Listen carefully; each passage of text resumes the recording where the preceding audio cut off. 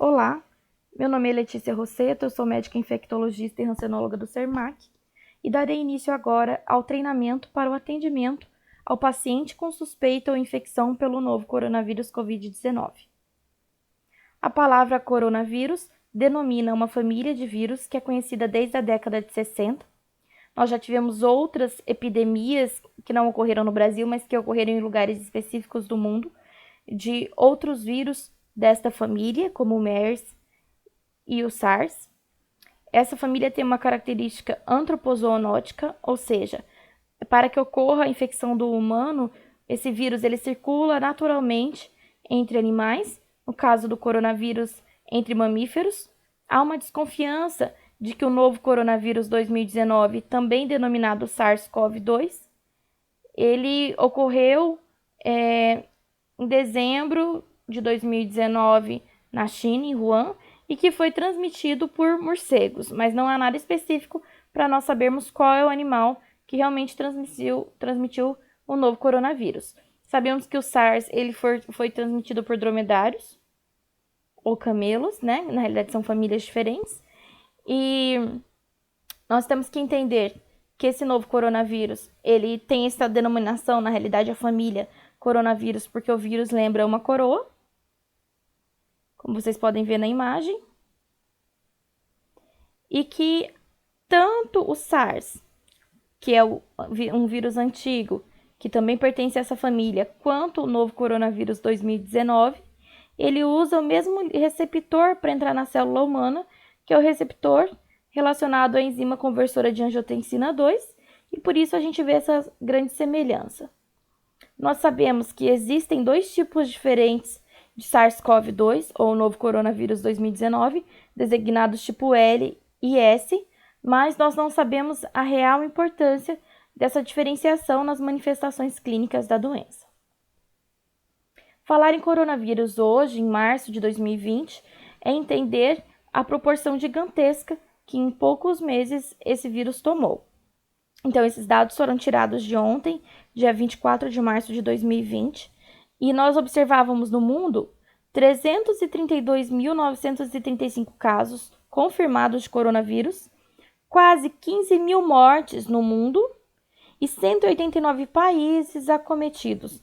Nós vemos aqui que o Brasil tinha marcado aqui nesse mapa, que é um mapa da Organização Mundial de Saúde, de 904 casos, e nós observamos o grande foco de casos aqui por ordem de países, primeiro na China, com 81.601 casos, e depois na Itália, com 59.138 casos. Então, há uma proporção muito grande da doença e um grande número de mortes. Em relação ao Brasil, nós temos casos confirmados no dia 24/3/2020, 359 mil casos aproximadamente. Casos recuperados, a gente já teria mais de 100.645, isso no mundo. E no Brasil, nós teríamos de casos confirmados 1.619 e casos recuperados, 2 casos com 25 mortes, e isso no dia 24/3. Em relação a Mato Grosso, o boletim epidemiológico de 24/3, nós observamos que há hoje 269 casos suspeitos, 7 casos confirmados, sendo 5 casos em Cuiabá, 1 caso em Várzea Grande e 1 caso em Nova Monte Verde, 38 casos descartados e 13 hospitalizados. Falar então um pouco sobre o novo coronavírus 2019 é falar também sobre a doença que ele causa. Essa doença ela tem um período de incubação que varia entre 5 a 14 dias depois da exposição ao vírus. Esse paciente que está em período de incubação, ele pode transmitir de forma estatística, né? A gente presume que ele transmita para cada paciente contaminado, ele transmita para 2 a 3 pessoas. O coronavírus, ele gera uma letalidade, ou seja, mortes, né? Em média de 2,3% dos casos, e nós já observamos que a maioria dos casos fatais ocorreu em pacientes que tinham idade avançada, comorbidades médicas subjacentes, incluindo doença cardiovascular, diabetes, doença pulmonar, hipertensão e câncer. Os sinais e sintomas, eles costumam acontecer 4 a 5 dias após a exposição. Nós temos um espectro da infecção sintomática que varia desde leve a crítico, mas a maioria das infecções não é grave. Especificamente, um relatório do Centro Chinês de Controle e Prevenção de Doenças, ele estudou 44.500 infecções e aí ele estimou a gravidade da doença nesse grande número de pacientes. E ele observou que os casos leves correspondiam a 81% dos casos, que variavam de pneumonia leve, ou um caso leve de síndrome gripal sem acometimento pulmonar. De doença grave, por exemplo, com falta de ar, ou dispneia, hipóxia ou dessaturação, e com envolvimento pulmonar que atingia mais de 50% das imagens tomográficas em 24 a 48 horas, foram relatadas em 14%. Em doença crítica ou gravíssima, com insuficiência respiratória, choque ou disfunção multiorgânica, foi relatada em apenas 5% dos casos. O tratamento hoje, a gente ainda não tem tratamentos específicos. Nós oferecemos ao paciente orientações e suporte clínico com sintomáticos e existem drogas experimentais como a hidroxicloroquina e algumas medicações antirretrovirais que estão sendo testadas em casos graves. Aqui ao lado nós podemos observar uma tomografia de tórax de um paciente que desenvolveu coronavírus de forma grave e as partes escuras são partes de pulmão normal. Todo pulmão deveria estar só com partes escuras. E as partes branquinhas mais claras aqui são de acometimento do vírus. E vocês podem observar aqui o acometimento do vírus, que é um acometimento extenso, simétrico, normalmente em lobos inferiores, com opacificações que nós chamamos de vidro fosco. Vocês percebem também que a incidência de doença leve é muito grande, a grande maioria dos casos, 81%, mas que nós temos, principalmente na população de risco, doença grave, 14%, e doença crítica em 5%. E quais são os sinais e sintomas do Covid-19 ou doença causada pelo coronavírus? Esse é um outro estudo grande, não muito grande, mas importante, de 138 pacientes na China que tiveram pneumonia por coronavírus e os sintomas mais comuns estimados foram febre em 99% dos casos, fadiga em 70% dos casos, tosse seca em 59% dos casos, anorexia ou falta de fome em 40% dos casos, mialgia ou dor muscular em 35% dos casos, falta de ar, que é a dispneia, em 31% dos casos, e produção de escarro em 27% dos casos. Existem outros sintomas que são menos comuns e que podem incluir dor de cabeça, dor de garganta ou rinorreia, que é a saída de secreção nasal. Além desses sintomas respiratórios, sintomas gastrointestinais, por exemplo, náusea e diarreia, também foram relatados em alguns casos, mas eles são relativamente incomuns. Eu gosto muito desse gráfico, que é um gráfico da capacidade de contágio do coronavírus. Nós estamos bastante preocupados em contrair o vírus, em transmitir também para os nossos entes queridos que estão dentro do grupo de risco, mas observem aqui como nós estamos, às vezes, superestimando essa transmissão, no sentido de o desperdício de EPI, que é uma coisa que me preocupa bastante porque a gente vai precisar muito. Olha, o coronavírus, para cada pessoa doente, 1,4 a 2,5 pessoas são contaminadas. Olha aqui, gente, o sarampo. Para cada pessoa doente, 12 a 18 pessoas são contaminadas por sarampo. Aí, poliomielite, para cada pessoa contaminada, 5 a 7 pessoas são contaminadas com poliomielite, HIV, 2 a 5 pessoas. Então, ele tem uma capacidade de contágio que nós não vamos subestimar, é claro, mas olha como a gente deixa de dar atenção para outras doenças, catapora, poliomielite, outras doenças, parotidite, que nós temos e que muitas vezes tem até vacina e que a gente também não dá tanta importância ou não faz o uso de equipamento de proteção individual, quando na realidade nós teríamos que ter as precauções corretas para todas as doenças, Outro gráfico interessante é a taxa de mortalidade do coronavírus por país. Porque quando a gente fala em coronavírus, as pessoas questionam, mas por que morreram tantos? Por exemplo, na China, a taxa de mortalidade foi 3,94%. E por que na Itália, morreram tantos? A taxa de mortalidade chegou a 6,81%, por exemplo.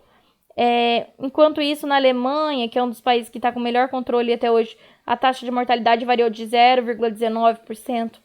Isso é uma pergunta que nós vamos poder responder com certeza só no término dessa pandemia, com estudos de casos individualizados, né? E contabilizando realmente o número de mortes que o vírus vai causar nos países. Mas nós sabemos que alguns fatores, como a falta do isolamento social, né, ou a determinação muito tardia do isolamento social, quando o país já está em pleno surto, né? Então, com muitos casos ao mesmo tempo e dificuldade de dar suporte, as populações de risco que predominam em cada país, por exemplo, na Itália, a gente tem muitos idosos, tudo isso contribui de forma importante. A Alemanha, por exemplo, foi um dos primeiros países que determinou, logo no início dos casos, o isolamento compulsório, na realidade, o isolamento social, né, que depois se tornou até compulsório, e com isso a Alemanha fez esse controle importante da doença, 0,19%.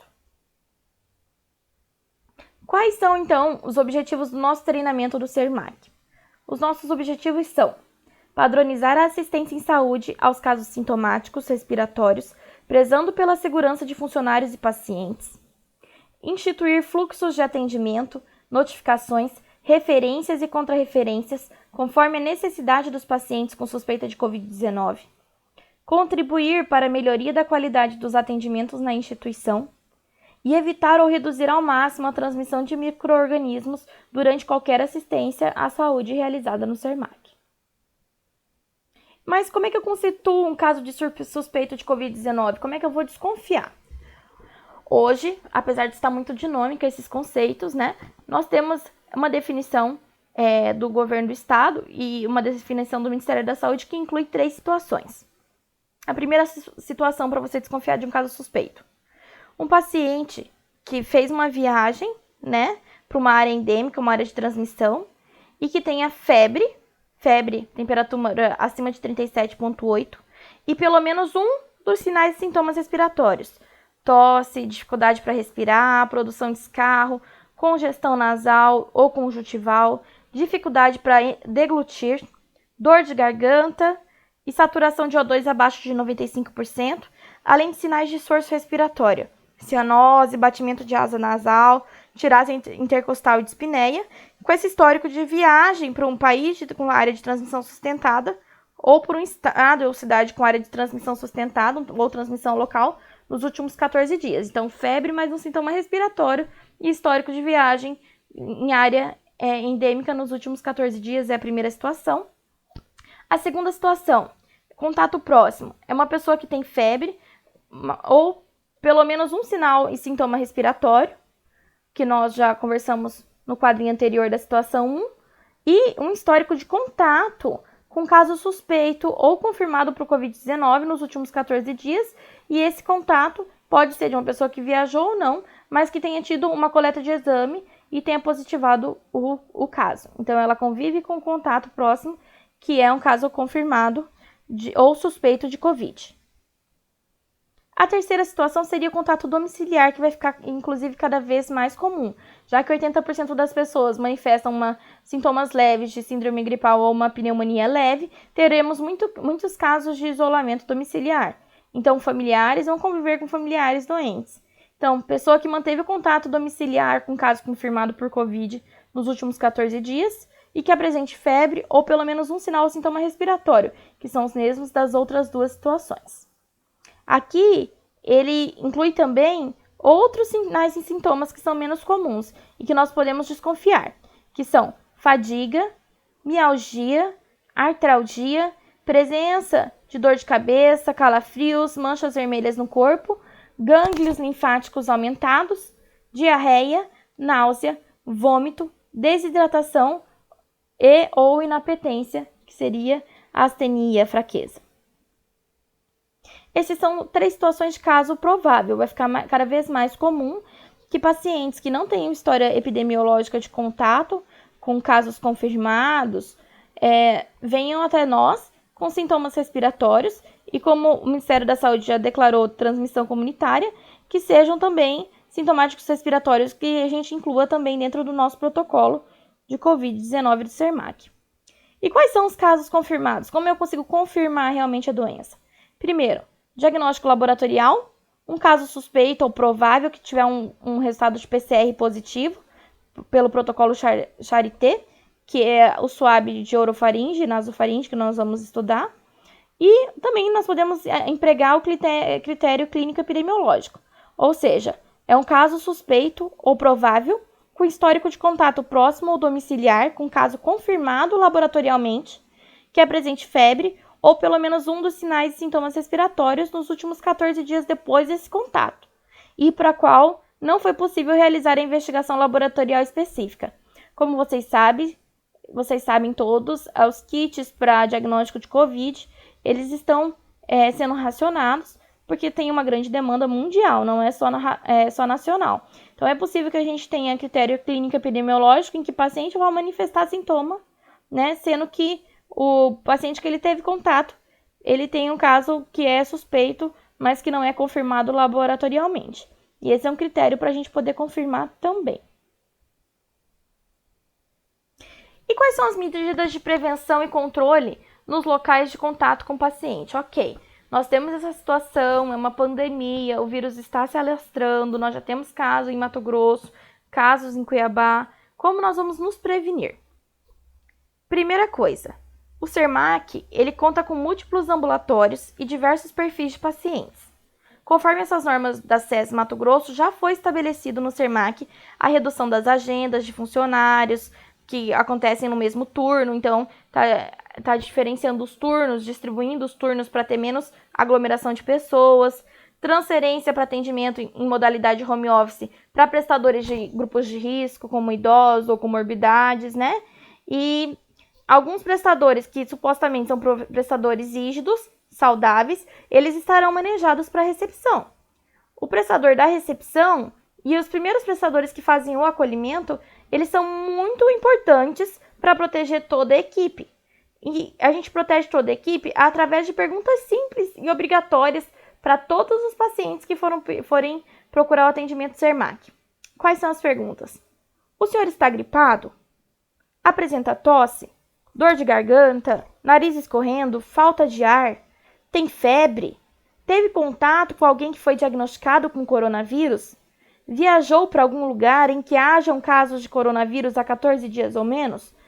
O quanto antes nós perguntarmos isso e o quanto antes nós detectarmos o sintomático respiratório e oferecermos as máscaras e orientarmos as coisas que vêm a seguir que eu vou explicar, menor o risco da gente transmitir a doença para nós mesmos e para a equipe. Então, é função de todos perguntar e pensar em precauções.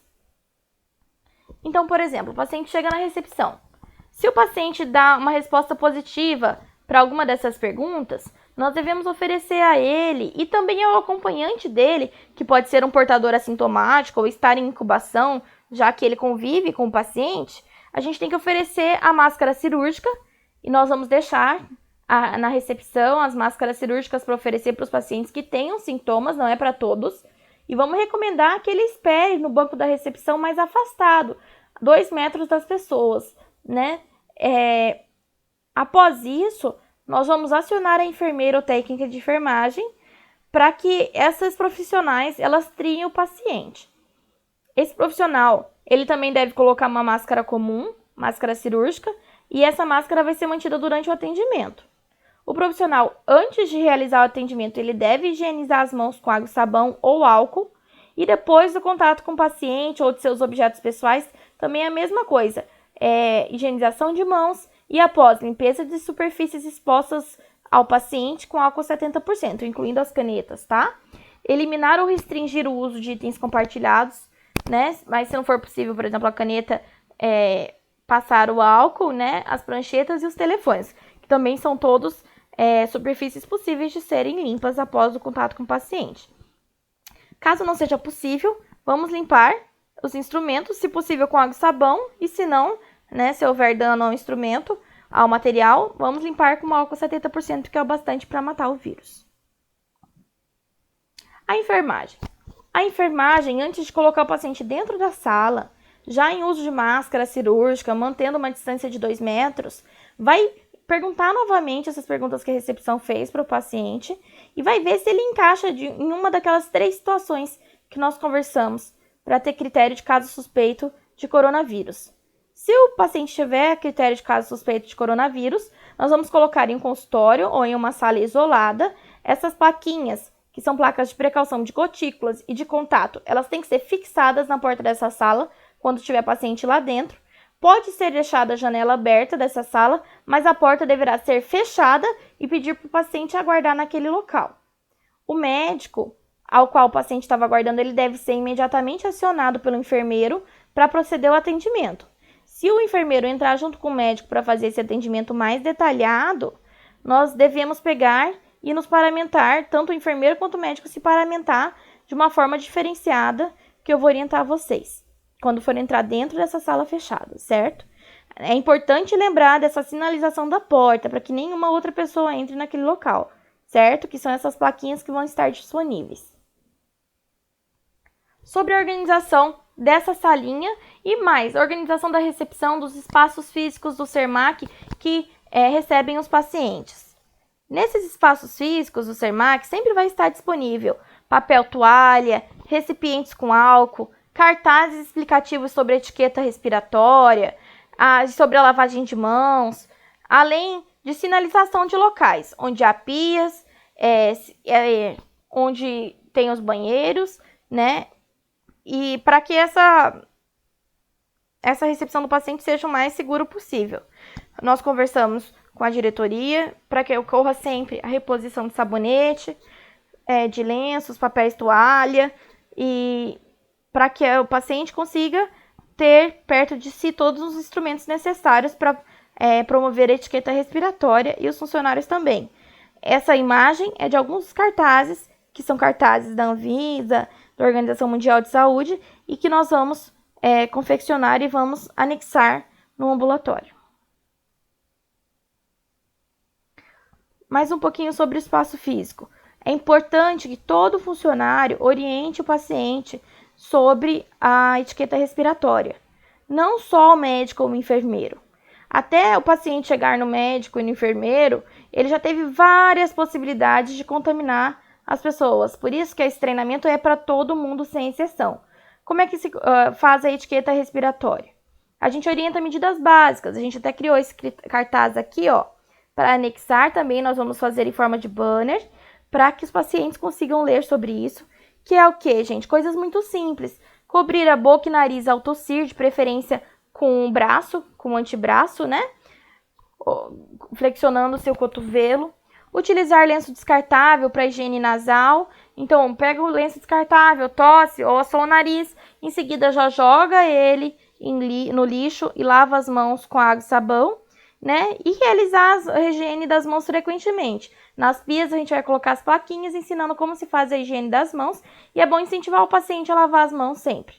Além disso, nós temos que também recomendar que o acompanhante do paciente e o próprio paciente não fiquem andando pelo ambulatório. Então, ele chegou na recepção e aí a recepção já desconfiou que ele possa ser sintomático respiratório, pedir para ele não ficar andando, indo e vindo, colocar a máscara nele, deixar ele sentado na recepção mais afastado dos outros pacientes e já acionar a equipe. Outra coisa que começa a dúvida, mas o que eu vou utilizar e com que coisas que eu vou me proteger quando eu receber esse paciente, por exemplo? Vamos começar falando pelas luvas. Quando que nós vamos utilizar as luvas?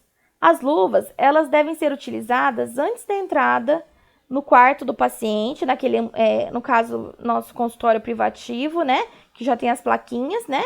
Ou numa área onde o paciente está isolado. As luvas, elas não devem ser utilizadas rotineiramente, elas não devem ser utilizadas na recepção ou com uma técnica de enfermagem. Nós devemos utilizar as luvas somente quando nós formos examinar o paciente naquele quarto privativo e que vai ter bastante contato com o paciente. Nós devemos utilizar as luvas para um paciente só, né? Depois remover as luvas no próprio quarto e fazer a lavagem das mãos. Não é para sair do quarto ou do consultório com essas luvas, senão você sai contaminando todo mundo com aquelas luvas contaminadas. Não é para tocar desnecessariamente superfícies quando estiver de luva, telefone, maçaneta, porta. Então, assim, não tem motivo para a pessoa que não está examinando o paciente ficar de luvas. Vocês percebem que a gente até tira as luvas dentro do próprio consultório com o paciente dentro, certo? não lavar ou usar novamente o mesmo par de luvas, certo? E a luva nunca vai substituir a higienização de mãos. Nós temos que entender que a luva, ela gera aqueles pozinhos. E toda vez que tem pozinho ou qualquer sujidade visível na mão, é necessário que se lave com água e sabão. Não adianta para tirar a luva e passar álcool 70, certo? Para retirar a luva, eu vou passar um vídeo explicando como é que a gente vai proceder. Então, no caso da recepção, vamos aqui para frente, depois eu retorno do vídeo. Ah, tudo bem. Então, na recepção não precisa usar luva, na triagem não precisa usar luva, farmácia, NIR, sapataria, não há necessidade de usar luva, certo? Certo, correto. E a máscara? Eu tenho que usar máscara cirúrgica o tempo todo? Gente, a Anvisa determinou de forma muito clara quem tem que usar máscara cirúrgica. Pacientes com sintomas de infecção respiratória, febre, tosse, espirro, dificuldade para respirar, e profissionais de saúde e profissionais de apoio que estão prestando assistência a esse paciente a menos de 1 metro do paciente suspeito ou confirmado. 1 metro é muito pouco.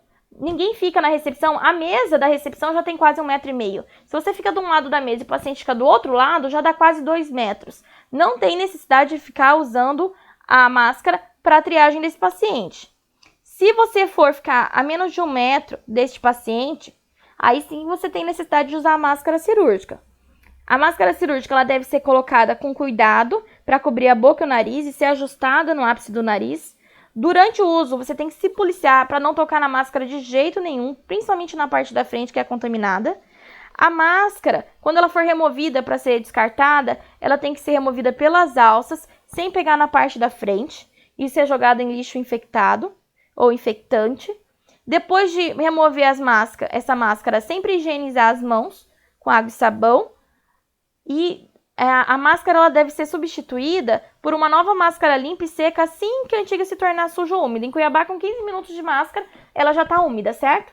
Então, gente, não tem necessidade de desperdício de EPI utilizar máscara cirúrgica se você vai ficar a menos de 2 metros de um paciente com sintomas. Se o paciente chegou com sintomas na recepção, você percebeu que ele está com sintomas, você não está se sentindo à vontade, aí sim você coloca uma máscara. Terminou de atender o paciente, deu mais de meia hora, essa máscara terá que ser descartada. Mas se o paciente é assintomático, chegou na recepção, você conversou, ele não tem sintomas, não tem por que utilizar. Observação, essas máscaras cirúrgicas, elas são descartáveis, nós não devemos utilizar. E a Anvisa também foi bem clara, as máscaras de tecido, elas não são recomendadas sob qualquer circunstância. Tem uma outra coisa sobre máscaras que é interessante.